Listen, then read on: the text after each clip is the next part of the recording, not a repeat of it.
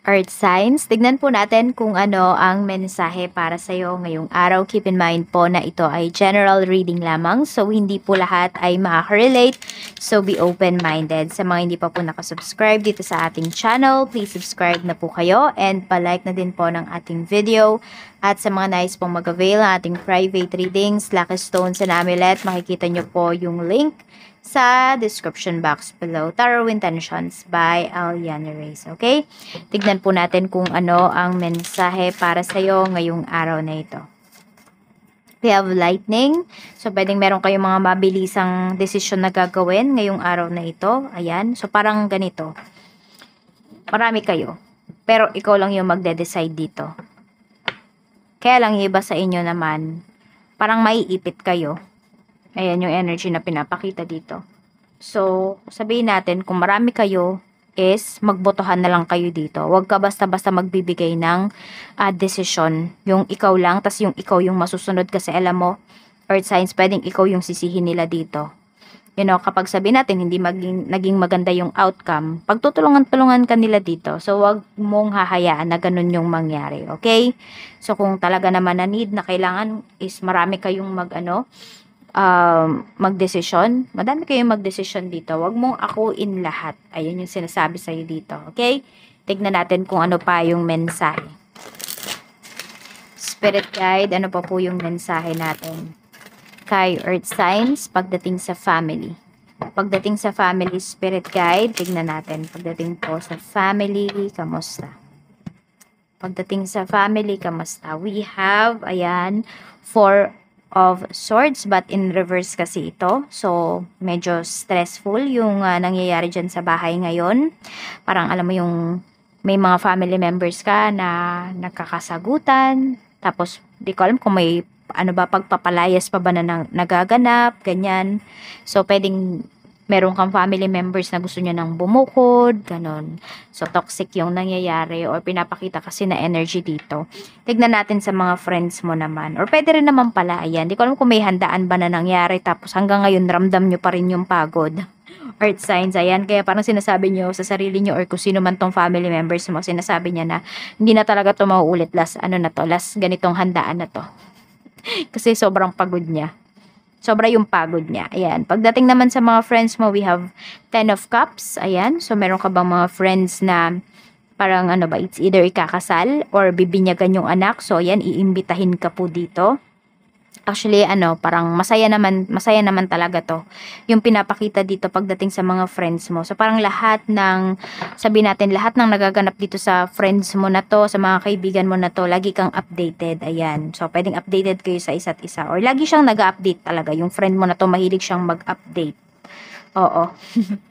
Tignan natin pagdating naman sa love life. We have the Fool. Ayan. So, yung person mo, ayan, medyo hindi reckless eh. Pwede rin, Kasi yung person mo is, ayan po, nag-hold back kasi siya dito. Marami siyang gustong sabihin sa'yo or madami siyang gustong aminin sa'yo, Earth signs. Hindi niya masabi. Parang ayaw kanyang saktan. Kaya hindi siya nagsasalita. Kaya hindi niya sinasabi yung mga dapat niyang sabihin. So, may pagpipigil dito coming from your person. Parang hindi siya masyadong nagiging honest talaga sa'yo this time. Oo. Kausapin mo na lang siya. Mukhang natatakot kasi siya na sabihin sa'yo kung ano man yung gusto niyang sabihin. So, if you feel talaga na, teka, parang meron siyang gustong sabihin, tanungin mo na lang siya na mag-open up sa'yo, ganyan, sabihin mo siya na, sige na, sabihin mo na kung ano man yung gusto mong sabihin. Ready kang makinig, ganyan. Tignan natin pagdating sa kaperahan, kamusta yung energy. So, we have 8 of Cups. Okay, pagdating naman dito sa kaperahan, some of you, hindi talaga kayo satisfied. Okay, mukhang nalulungkot kayo dito. Some of you, meron kayong ginawang desisyon at you feel na parang nabigo kayo, ganyan. Sabihin natin na yung parang nandun ka sa point na gusto mo mapag-isa, ayan, pero alam mo naman na wala kang pera. Parang babalik ka rin sa family mo. Okay? So, meron naman dito, pwede na natatakot naman kayo sa pagbabago. Ayan. So, baka nga meron dito ay pinapaalis na kayo sa bahay. Alam mo yon, yung parang sinasabi na bumukod na kayo kasi baka malaki na yung iba sa inyo. Kaya naman, baka naman meron na kayong sariling trabaho or meron na kayong sariling pamilya. At yun, kaya siguro nagiging toxic din dito yung yung iba sa inyo, yung lagay dyan sa bahay kasi nga sama-sama kayo, meron na kayo kanya-kanyang pamilya. Mahirap talaga yun, earth signs. Okay, so as much as possible, mas maganda, mas may peace of mind kapag magkanya-kanya kayo. So, natatakot lang yung iba sa inyo kasi you feel na parang hindi kakayanin ng budget mo. Okay, o nang kinikita mo kapag ikaw ay bubukod. So, tignan natin kung ano pa yung mensahe, okay? Pagdating naman sa career, we have 10 of Pentacles. Ang ganda ng career mo. Mukhang magtatagal ka pa talaga dyan sa trabaho. Oo, at saka pinagkakatiwalaan ka talaga. Madami kang awards na makukuha sa career na ito. Or yung tiwala talaga nila, makukuha mo yon. Some of you, yung iba dito ha, aabutin talaga kayo mga 20 years up pagdating dyan sa trabaho. As in, oo, maganda yung magiging reputation mo dyan, kaya alagaan mo yung trabaho na mayroon ka. Kung you feel naman na walang nangyayari sa career ninyo, ano muna kayo? Tapusin nyo muna yung kontrata ninyo at kunwari malapit nang matapos yung contract nyo tapos you feel na wala pa rin nangyayari yun, tsaka pa lang kayo mag-isip na kung lilipat kayo, ganyan, or iiba ba kayo ng direction. Tignan naman natin pagdating sa career. Okay, so we have, not career na to. Pagdating to sa business. So we have judgment, but in reverse kasi siya. So, ewan ko, parang meron kayong mga makakaligtaan dito. So, matatanong niyo sa sarili nyo, tama na ba yung binigay mo sa isang client mo na yon, sa isang customer mo na yon, ganito, ganyan. So, may pag-iisip kayo, parang hanggang sa matapos yung araw, earth signs, nag-iisip kayo dito kung tama ba yung, kunwari, nasukli ninyo dun sa client ninyo. So, kasi parang absent-mindedly kayo nung nagsukli kayo, tipong ganyan. So, you ask na lang talaga your client kaysa mag-isip ka dito buong maghapon. Alam mo yung parang hindi ka mapapakali. Kasi ganito may iniisip ka tas hindi mabigyan ng sagot.